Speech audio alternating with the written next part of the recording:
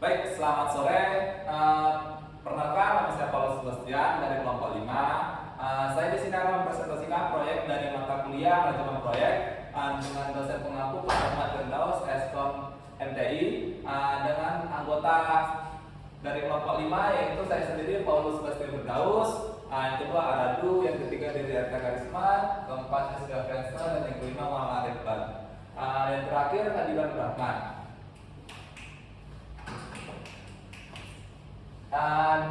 Baik, sedikit dari informasi proyek kami, yaitu adalah judul proyek kami pengembangan prototipe alat pendeteksi gas dan LPG berbasis IoT dengan modifikasi buat Telegram.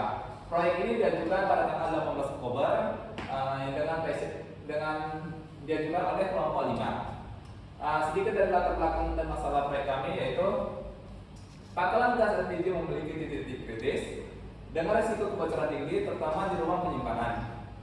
Pengawasan manual seringkali tidak memadai untuk memberikan respon instan. Keterlambatan deteksi bahkan dalam hitungan menit dapat mengakibatkan risiko kebakaran atau ledakan. Oleh karena itu, kami sebagai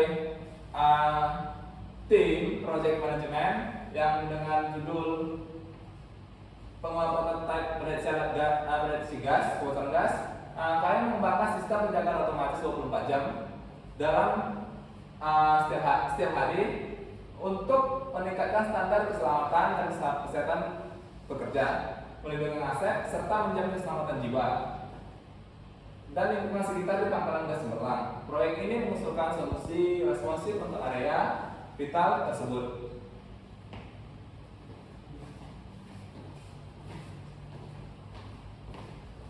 Baiklah, selanjutnya saya akan menjelaskan materi, yaitu tujuan proyek dan ruang lingkup. Tujuan proyek sendiri terbagi menjadi 5, yaitu spesifik, measurable, achievable, relevan, dan juga telepon.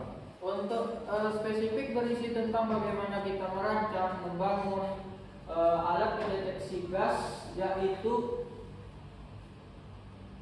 merancang, membangun, dan mengimplementasikan satu unit prototipe fungsional, yaitu alat pendeteksi gas. Nah, yang untuk measurable berisi tentang keberhasilan alat itu diukur dari bagaimana alat itu menampilkan gas secara real time. Selanjutnya, achievable. Proyek ini dapat dicapai dengan komponen standar dan juga API Telegram. Selanjutnya, relevan. Relevan sendiri ya berisi tentang solusi bagaimana masalah-masalah dari pangkalan gas Cemerlang itu dengan cara menyediakan sistem peringatan dini, otomatis, dan instan. Selanjutnya yang terakhir, timeline. Timeline sendiri berisi tentang keseluruhan proyek dari rancangan proyek sampai instalasi proyek pada tempat pangkalan gas tersebut. Nah, lanjut untuk ruang lingkup proyek terbagi menjadi 2, yaitu in scope dan juga out of scope. Isi in scope sendiri berisi tentang yang pertama, pengembangan satu unit prototipe alat pendeteksi gas yang berfungsi penuh. Yang kedua itu perancangan dan pemrograman firmware untuk ESP32 yang kami pakai. Yang ketiga, integrasi sistem dengan API bot Telegram. Dan yang keempat, instalasi prototipe di suatu lokasi titik, yaitu pangkalan gas Cemerlang. Yang kelima, pelatihan penggunaan dan pemeliharaan dasar kepada penanggung jawab pangkalan, yaitu karyawan pangkalan gas Cemerlang tersebut. Untuk out of scope-nya berisi tentang ada 3 poin. Yang pertama yaitu produksi massal alat untuk lebih dari 1 unit atau lokasi lain. Yang kedua, pembuatan aplikasi monitoring custom di luar platform Telegram yang kami gunakan. Yang ketiga yaitu kontrak pemeliharaan jangka panjang atau penyediaan suku cadang berkelanjutan di luar dari garansi proyek yang sudah kami tentukan.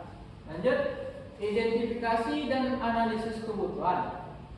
Identifikasi stakeholder utama terbagi menjadi 3, yaitu klien, pengguna, dan pelaksana. Klien sendiri yaitu pangkalan gas Cemerlang yang penerima manfaat utama dan juga penyedia lokasi untuk kami instalasi proyek tersebut.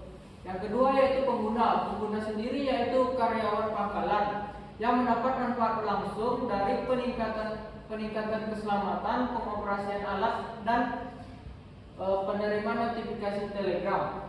Yang ketiga yaitu pelaksana. Pelaksana sendiri yaitu kami sendiri, yaitu tim proyek yang menyediakan alat perangkat keras, bertanggung jawab merancangnya, membangun, menguji, dan menyerahkan proyek tersebut sesuai jadwal yang telah disepakati di MOU. Nah, selanjutnya analisis kebutuhan. Analisis kebutuhan sendiri ada dua, yaitu kebutuhan fungsional dan kebutuhan non fungsional. Kebutuhan fungsional berisi tentang bagaimana membaca data konsentrasi gas LPG dari sensor MQ2 secara terus-menerus.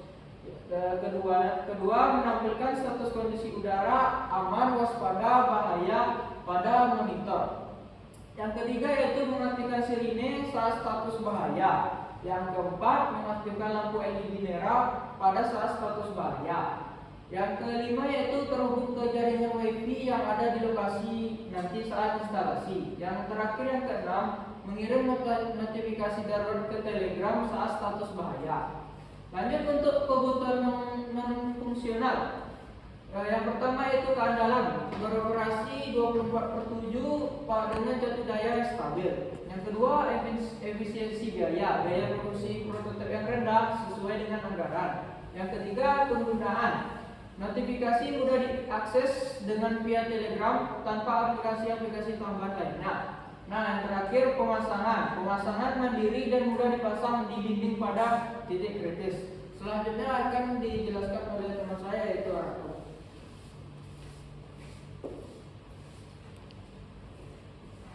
Baik, materi selanjutnya yaitu deskripsi solusi dan nilai tambah pada proyek kami. Deskripsi produk kami yang pertama ada sensor MQ2 yang bertugas sebagai hidung sistem untuk mendeteksi tekanan gas LPG, kebocoran gas LPG. Yang kedua, prosesinya ada microcontroller ESP32 bertindak sebagai otak yang menjalani yang bertindak untuk mengolah data dari MQ2 dan meneruskannya lewat gas dengan status aman, waspada, dan bahaya. Output lokal, monitor yang akan menampilkan tulisan dalam status aman, waspada, bahaya. Jika bahaya, ESP32 akan memicu alarm keras dan lampu LED merah akan menyala untuk peringatan langsung di lokasi. Output jarak jauh yaitu notifikasi Telegram untuk mengirim pesan peringatan darurat ketika dalam status bahaya. Nilai tambah unique value proposition. Yang pertama ada sistem peringatan ganda, memberikan dua lapisan keamanan. Yang pertama status bahaya dan dia akan berbunyi dan notifikasi Telegram. Biaya produksinya yang sangat rendah, memanfaatkan komponen open source dan off the shelf. Biaya prototipe jauh lebih rendah dibandingkan solusi keamanan industri komersial. Aksesibilitas tinggi, integritas dengan Telegram menghilangkan kebutuhan instalasi aplikasi custom baru. Peringatan darurat diterima sebagai pesan chat biasa yang familiar. Metodologi pengembangan proyek. Metodologi pengembangannya di sini menggunakan metodologi agile dengan kerangka kerja Scrum. Ada 3 poin utama yaitu iteratif dan incremental. Proyek dipecah menjadi siklus kerja pendek per sprint. Setiap sprint menghasilkan peringatan produk yang fungsional dan dapat didemonstrasikan. Fokus pada open balik. Di akhir setiap sprint diadakan sprint review untuk demonstrasi prototipe kepada klien. Dan transparansi dan adaptasi. Kemajuan proyek terlihat jelas, hambatan teknis dapat segera diatasi di sprint berikutnya. Peran kunci dalam Scrum. Yang pertama ada product owner yang sebagai perwakilan pangkalan gas cemerlang bertanggung jawab mendefinisikan fitur dan prioritas. Scrum Master, manajer proyek memastikan tim mengikuti proses Scrum, menghilangkan hambatan dan memfasilitasi rapat. Development team. Seluruh anggota kelompok 5 bertanggung jawab merancang, membangun, menguji prototipe di setiap sprint. Selanjutnya akan dibacakan oleh teman saya Rizky Fiansyah.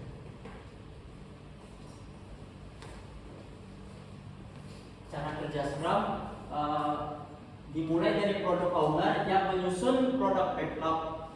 Lalu pada sprint planning, tim memilih item untuk sprint backlog. Setelah tim bekerja dalam satu sprint, biasanya 1-4 minggu, setiap hari ada daily scrum untuk koordinasi. Di akhir sprint itu ada product increment, bagian produk yang selesai. Proses ini terus berlanjut sampai produk selesai.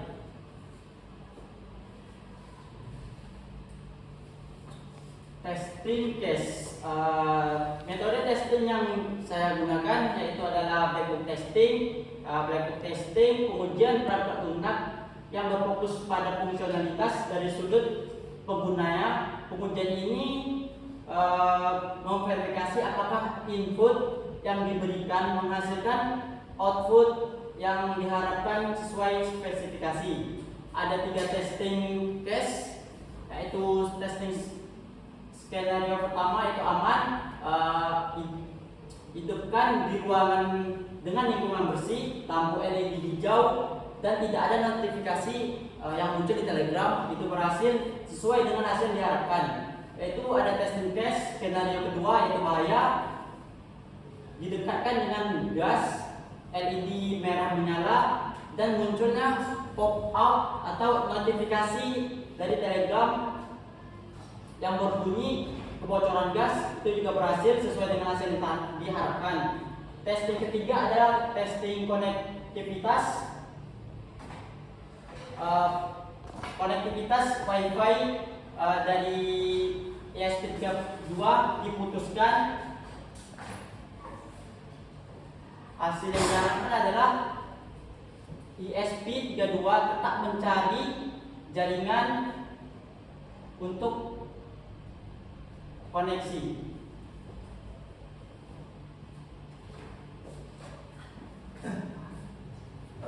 Baik, selanjutnya ada produk backlog dan rancangan sprint. Di sprint kosong di minggu pertama yaitu finalisasi produk backlog, diskusi teknis, pembelian komponen, survei lokasi, menyiapkan lingkungan pengembangan. Lalu di sprint 1 ada perancangan sistematik, perakitan prototipe awal, pengembangan firmware untuk membaca dan menampilkan data sensor MQ2. Lalu di sprint 2 ada di minggu 4 dan 5 itu integrasi modul relay, streaming alarm, dan lampu LED.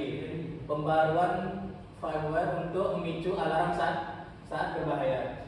Perakitan ke PCB matrix. Lalu ada di sprint 3 yaitu di minggu 6 dan 7 itu pengembangan firmware, manajemen Wi-Fi, integrasi library board Telegram, pengujian integrasi dan skenario kegagalan. Lalu di minggu terakhir di minggu 8 perakitan akhir ke casing, instalasi di lokasi, konfigurasi Wi-Fi, pelatihan pengguna, serah terima buku panduan.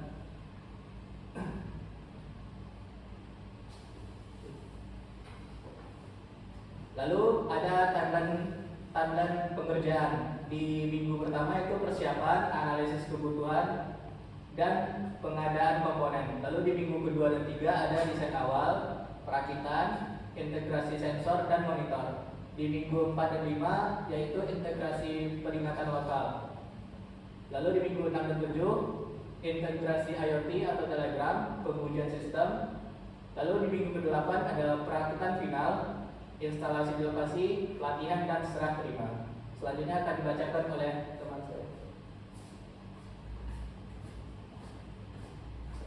Baik, selanjutnya ada kebutuhan sumber daya dan manajemen risiko. Nah, di kebutuhan sumber daya ini yang pertama ada manajer proyek itu Paulus Sebastian Firdaustio dengan tanggung jawab perencanaan, jadwal, anggaran, pelaporan, dan komunikasi klien. Selanjutnya ada penanggung jawab alat itu Fadila Nurrahman dengan tanggung jawabnya adalah desain dan perakitan hardware. Yang ketiga itu ada programmer Aradu, pemrograman ESP32 pada Arduino IDE dan integrasi API. Lalu di teknisi lapangan dan dokumentasi itu ada dari Arta Karisma dengan tanggung jawab instalasi fisik, survei lokasi, dan dokumentasi kegiatan. Nah, selanjutnya yang terakhir ada Muhammad F. Akbar dengan tanggung jawab desain casing, buku panduan pengguna, dan dokumentasi serah terima. Lalu di perangkat keras, lunak dan lain-lain ada pada perangkat kerasnya itu ada ESP32, sensor MQ2, LCD 1602, sirene 12 volt, modul relay, adaptor 12 volt, modul step down LM2596, LED, casing, dan bahan rakitan lainnya. Pada perangkat lunak itu Arduino IDE sebagai pengembangan firmware, lalu platform Telegram untuk pembuatan bot dan API key, dan perangkat lunak design. Untuk lain-lainnya itu ada koneksi internet seperti WiFi di lokasi instalasi. Nah, analisis dan mitigasi resiko. Resiko teknis itu yang pertama, koneksi WiFi tidak stabil dengan probabilitas sedang, dampak tinggi, dan mitigasinya adalah survei sinyal WiFi di sprint 0, menerapkan mekanisme retry pada firmware ESP32 di sprint 3. Lalu risiko teknis kedua itu ada pembacaan sensor MQ2 tidak akurat. Probabilitasnya itu sedang dengan dampak tinggi, dan mitigasinya adalah kalibrasi sensor intensif di sprint 1, lalu menerapkan logika averaging pada firmware.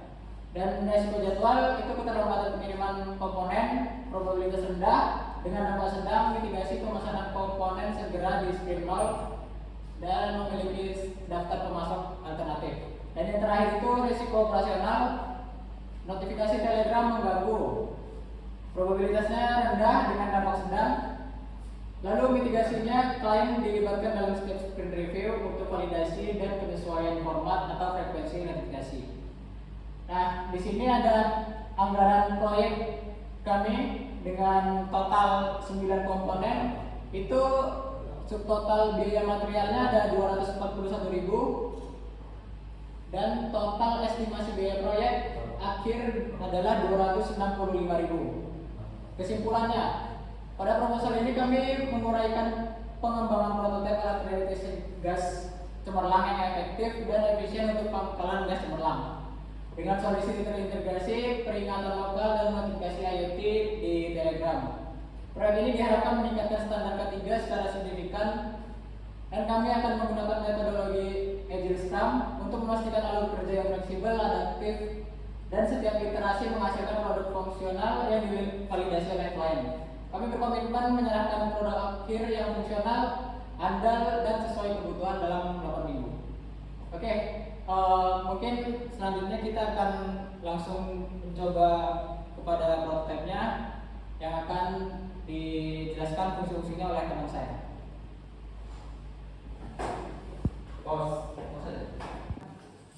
Baik, saya akan menjelaskan cara kerja alat sensor gas ini. Yang pertama, di sini ada monitor untuk menunjukkan nilai gasnya dan statusnya.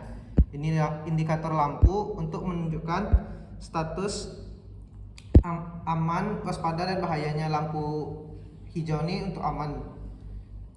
Ini buzzer untuk bunyi alarmnya. Ini sensor MQ2 untuk mendeteksi gasnya. Ini ESP32 untuk sebagai otak untuk menjalankan seluruh alat ini, dan ini relay LM256 untuk catu dayanya. Nah, di sini kami menggunakan gas dengan dengan mancis. Kami akan mencoba untuk pada sensor MQ2-nya. Coba.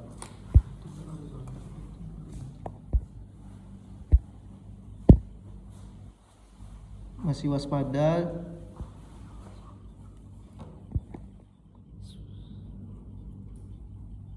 Hentikan aja pas bahaya. Nah, bahaya, maka akan muncul pesan melebihi ambang batas. Status bahaya, gas MQ2 melebihi ambang batas. Sekian, terima kasih. Assalamualaikum warahmatullahi wabarakatuh.